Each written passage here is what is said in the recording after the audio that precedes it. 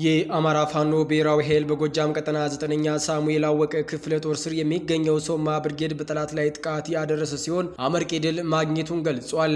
አካል ለአፈር ስምና ነፍስ ለሀገር ከአማራ ፋኖ ብሔራዊ ኃይል ወሎ ቀጠና እየተሰጠ የሐዘን መግለጫ።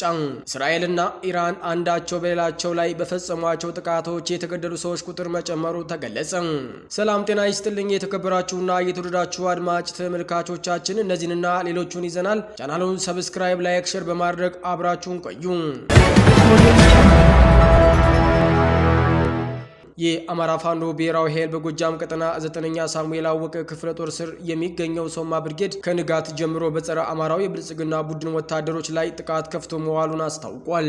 ዛሬ ከንጋት ጀምሮ ውጊያው የተካሄደው ያለው ከደብረ ወርቅ ከተማ በቅርብ ርቀት ልዩ ስሙ ወፍና አብራጅት ተብሎ በሚጠራው ቀጠና ላይ መሆኑን ከክፍለ ጦሩ ህዝብ ግንኙነት መምሪያ ያገኘነው መረጃ ያመላክታል። በህዝብ አስተዳደር ካሉ የጎበዝ አለቆችና ጊዜያዊ አስተዳደሮች የ2 ቀን ስልጠና መስጠት መቻሉ ታወቀ።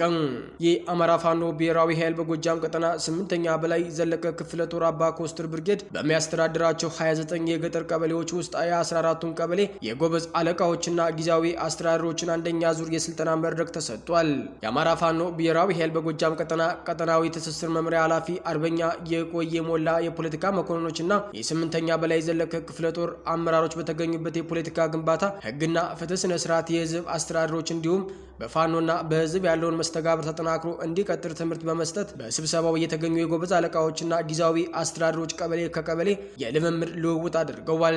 በአባ ኮስትር ብርጌድ ከ29 ገጠር ቀበሌዎች ለመጀመሪያ ዙር የ14ቱ ቀበሌ ጊዜያዊ አስተዳደርና የጎበዝ አለቆች በድርጅቱ የወጡ መመሪያዎችን እንዲተገብሩ ክፍለ ጦሩ ስልጠናና ድርጅታዊ አቅጣጫ ሰጥቷል። የቀሩት የ15 የገጠር ቀበሌዎች በሁለተኛ ዙር ስልጠና ይሰጣልም ተብሏል። አካል ለአፈር ስምና ነፍስ ለሀገር ከአማራ ፋኖ ብሔራዊ ኃይል ወሎ ቀጠና የተሰጠ የሐዘን መግለጫ። አርበኛ አምሳለ ቃደም አሊ በዛሬው ዕለት የህይወት መስዋዕትነት መክፈሉን ለወገናችን ስናሳውቅ በህይወት ዘመኑ የፈጸማቸውን ጀብዶች ከግምት በማስገባት የዛሬው ክስተት ልደት እንጂ ሞት እንዳልሆነ በማመን ጭምር ነው። በሰሜኑ ጦርነት ወቅት ወጣቱን በማደራጀትና በመምራት ታሪክ የሰራው ይህ ጀግና በፋኖ ትግል ውስጥም የአማራ ፋኖ ብሔራዊ ኃይል ወሎ ቀጠና ወታደራዊ ኢንዶክትሪኔሽን መምሪያ ኃላፊና የንጉስ ሚካኤል አሊ ክፍለ ጦር አዛዥ የሆነው አርበኛ አምሳለ ቃደም አሊ አባናደው ሆኖ በመታገልና በማታገል ላይ ነበር። የአማራ ህዝብ ህልውና መረጋገጥ ሲል ለዓመታት በጽናት ቆሞ የታገለና ያታገለ ግንባር ቀደም ጀግና ነው። የደሴ ከተማ በስተምዕራብ ባለው ቀጠና ማለትም በለጋምቦ መሃል ሳይንት፣ መካነ ሰላም፣ ከለላ፣ አማራ ሳይንት፣ ወግዲና አካባቢው ይንቀሳቀስ የነበረው የፋኖ ኃይልን ከሌሎች ጓዶች ጋር በመምራት መራር ተጋድሎ ሲፈጽም የነበረው አርበኛ አምሳለቃ አደማሊ የሰሜን ምስራቅ እዝ 801ኛ ኮር በርካታ ሰራዊት አድማ ብተና ፖሊስና ሚሊሻን ላለፉት 2 ዓመታት በጽናትና በጀግነት በመፋለም እልቆ ቢስ የጠላት ኃይል አባላት ያስወገደ ቆፍጣና አርበኛ ነው። ሁለተኛ አማራ አልሆንም አትግደሉኝ ያለችውን ህፃን የጭንቅ ድምፅ እያስታወሰና በየቦታው የሚገደለውን አማራ ደም ለማበስ በማሰብ ጠመንጃ ያነሳው አርበኛ አምሳለ ቃደም አሊ ከሰሜኑ ጦርነት ወዲህ በተጀመረው የፋኖ ትግል ሂደት አይደፈር የተባለውን በመድፈር በተደጋጋሚም ፊልም የሚመስሉ ጀብዶችን መፈጸም የቻለ ነው። ለአብነት ያክል በምዕራብ ወሎ ቀጠና ለጋምቦ ወረዳ ውስጥ በገነቴ ግንባር የሰሜን ምስራቅ እዝ 801ኛ ኮር 45ኛ ክፍለ ጦር ሰራዊት ተሽከርካሪዎችን በማጋየት ተደጋጋሚ ድል የተቀዳጀ ደፋር ጦረኛ ነው። 45ኛ ክፍለ ጦር በነ ኮሎኔል ብርሃኑ እየተመራ አርበኛውን ለማስወገድ ለጋምቦል ገብቶ ሰበርሰካ ሲል ጀግናው አርበኛ አደማሊና ሰራዊቱ ባደረሱበት ሰብአዊ ኪሳራ የተነሳ ለጋምቦን ወረዳ ከሚገኙ 3 ከተሞች አንዷ የሆነችው ጊምባ ከተማ ውስጥም የ45ኛ ክፍለ ጦር ካምፕ የሆነውን መካነ ኢየሱስ ግቢ ጀርባ የጅምላ መቃብር በመቆፈር በርካታ ኃይሉን ሲቀብር ከርሟል። የጠላት ኃይል በየጊዜው ለግዳጅ ሲወጣ የራሱን አስክሬን ጭኖ የሚመለሰው በጦር ጠበብቱ አርበኛ አደማሊ የውጊያ ፍልስፍናና ብቃት ነው። አርበኛ አደማሊ ወግዲ ወረዳ ጎረንጅ ቀጠና ውስጥ በሽርት ቦምብ ታቅፎ ወደ መከላከያ ሰራዊት ምሽግ በመጠጋት አስፈሪውን የጉለሌ ምሽግ መስፈር የቻለው ይህ ደፋር አርበኛ በጨለማ ጭምር ባትሪ እያበራ በድፍረት ተስቦ ጠላትን በመጠጋት ቦምብ በመጣል ይታወቃል። በቦምብ ውርወራ ወደር የለሹ የተባለው አርበኛ አደማሊ ከለላ ወረዳ ዋርጃ ተብሎ በሚጠራው ቀጠና ውስጥም ጠላት ከቦ ሳለ በጀግንነት ከበባውን ሰብሮ በርካታ ጠላት አስወግዶ መውጣቱም ይታወሳል። በአማራ ሳይንት ወረዳ በለጡማ ግንባር በመካነ ሰላም በኩል ደግሞ ሙዲሌላ ታዳጊ ከተማ ላይ እንዲሁም ከለላ ወረዳ ውስጥ በደገድና ወርቄ ቀጠናዎች የጠላትን አከርካሪ የሰበረ የጥምር ጦር መቅሰፍት መሆኑም ልብ ይሏል። ገነቴ ከተማ አቅራቢያ የአድማ ብተናዎችን ምሽግ ከጥቂት አጃቢዎች ጋር ሆኖ በመስበር አድማ ብተናዎችን አፈር ያስጋጠና ከሌላ ውስጥ ብስኩልኩል ላይ ከአራት ወረዳ የተውጣጣን ጠላት በመመከት ከ60 ያላነሰ ሰራዊት አስወግዶ በርካቶችን ያቆሰለ ነው።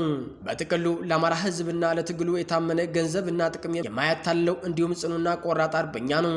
ጽኑና ጀግናውን አርበኛ በዚያ መራር የትግል ሂደት መሃል ድንገት ብናጣውም ድል ያለ መስዋዕትነት፣ ጦርነት ያለ ተኩስ አይሳካምና ዋናው ቁም ነገሩ የሱን ፈለግ ተከትሎ ጀግነቱን ማስቀጥሎ ዓላማውን ማሳካት ስለሆነ እኛ የትግል ጓዶቹና የስጋ ወንድሞቹ ለዚህ ሁሌም እንደታጠቅን በጽናት እንቆማለን፣ ጦርነትንም በድል እንወጣዋለን። በመጨረሻም ድርጅታችን ለወዳጅ ዘመድና ለመላው ሰራዊታችን መጽናናትን ሶብር ይመኛል። ታጋይ ይሰዋል፣ ትግል ይቀጥላል። ድራችን በተባበረ ክንዳችን። የአማራ ፋኖ ብሔራዊ ኃይል ወሎ ቀጠና እሁድ ሰኔ 8 ቀን 2017 ዓ.ም ወሎ ቤት አማራ።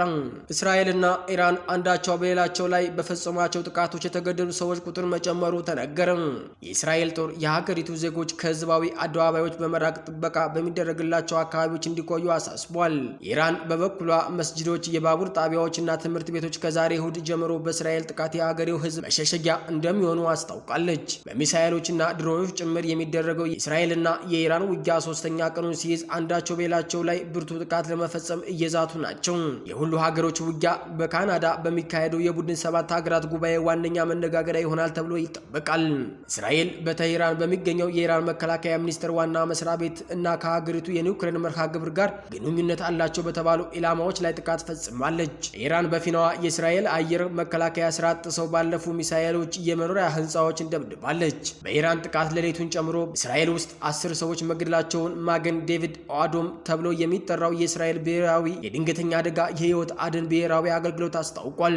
በአጠቃላይ ባለፉት 3 ቀናት እስራኤል ውስጥ በኢራን ጥቃት የተገደሉ ሰዎች ቁጥር 13 ደርሷል።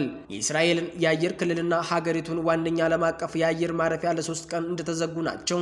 እስራኤል በኢራን ላይ የምትፈጽማቸው ድብደባዎች እንደቀጠለች ሲሆን ዛሬ እሁድ በማዕከላዊ ቴህራን ፍንዳታ እንደነበረም የሀገሪቱ መገናኛ ብዙሃን ዘግቧል። አረብና ቅዳሜ በተፈጸሙ የእስራኤል ጥቃቶች ብቻ ሴቶችና ህጻናትን ጨምሮ 128 ሰዎች መገደላቸውን 900 ገደማ መቁሰላቸውን የፈረንሳይ ዜና አገልግሎት የሀገሪቱ መገናኛ ብዙሃን ዋቢ አድርጎ ዘግቧል። ይህ በእንዲህ እንዳለ አሜሪካ በእስራኤልና በኢራን ግጭት ጣልቃ ከገባች በቀጠናው የሚገኙ ይዞታዎቿ ላይ ጥቃት እንደሚሰነዘር ቃጣሂብ ሂዝቦላህ የተባለው የኢራቅ ታጣቂ ቡድን አስጠንቅቋል። ጀርመን፣ ፈረንሳይ እና ብሪታንያ በመካከለኛው ምስራቅ የተፈጠረውን ቀውስ ለማርገብ በኢራን የኒውክሌር መርሃ ግብር ላይ ከቴህራን ጋር በአፋጣኝ ለመነጋገር ፍላጎት እንዳላቸው የጀርመን ውጭ ጉዳይ ሚኒስትር ጆን ቫድፑል ተናግረዋል። ብሪታንያ በግጭቱ ምክንያት ዜጎቿን ወደ እስራኤል ከመጓዝ እንዲቆጠቡ መክራለች። የተከበራችሁ አድማጭ ተመልካቾቻችን የዕለቱ አበይት ዜናዎች